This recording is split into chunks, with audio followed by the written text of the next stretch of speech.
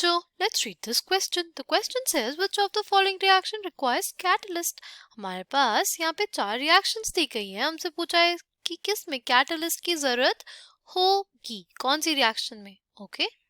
Now, the key concept for this question is catalyst. पहले हम लोग ये देखेंगे कि आखिर catalyst होते क्या हैं. ठीक है.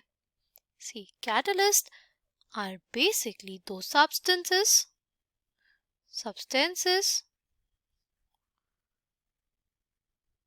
which accelerate the rate of chemical reaction. ऐसे substances जो हमारे पास rate of chemical reaction को बढ़ाते हैं and themselves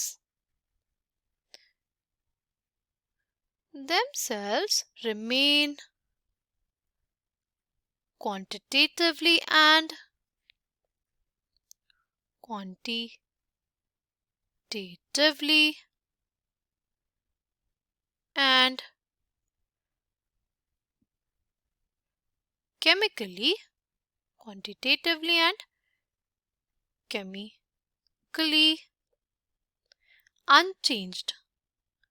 chemically unchanged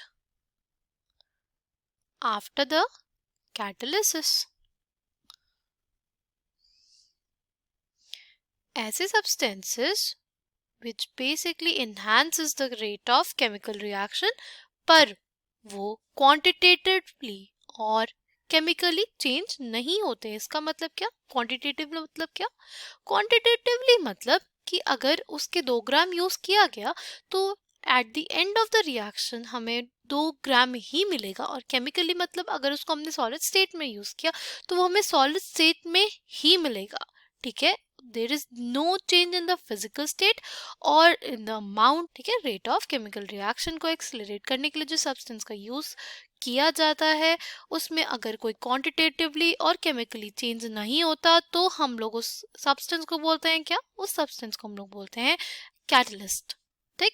अगर हम लोग बात करते हैं हमारी पहली रिएक्शन की, sulphur plus oxygen give SO2, ये रिएक्शन के लिए हमारे पास जो कैटलिस्ट है उसकी ज़रूरत नहीं होती है. ठीक है. सल्फर और ऑक्सीजन डायरेक्टली कंबाइन कर लेते हैं बहुत ही ज़्यादा आसानी से. ऐसे ही ऑप्शन सी देखें तो हमारे पास carbon plus oxygen, carbon dioxide आसानी से बन जाता है. No catalyst is required for these reactions. Option A और ऑप्शन सी के लिए हमें कैटलिस्ट की जरूरत नहीं पड़ती है. बट जो हमारे पास ऑप्शन बी है ना, सल्फर डाइऑक्साइड का रिएक्शन ऑक्सीजन के साथ, ठीक है, उसमें बेसिकली हम लोग V2O5 या हम लोग प्लैटिनम एस्बेस्टॉस कैटलिस्ट यूज करते हैं. ठीक है. और ऑप्शन डी जो है हमारे पास वो है हमारे पास हेबर्स प्रोसेस. इसके लिए भी हम लोगों को कैटलिस्ट यूज करना पड़ता है to carry out the reaction. ठीक है. इसमें हम लोग यूज करते हैं आयरन एज अ कैटलिस्ट. तो हमने बस ये पूछा था कि कौन से रिएक्शन में कैटलिस्ट यूज होगा, तो इस क्वेश्चन का करेक्ट आंसर हमारे पास क्या हो जाएगा? वो हो जाएगा ऑप्शन बी और option D. I hope you understood it well. Thank you and all the best.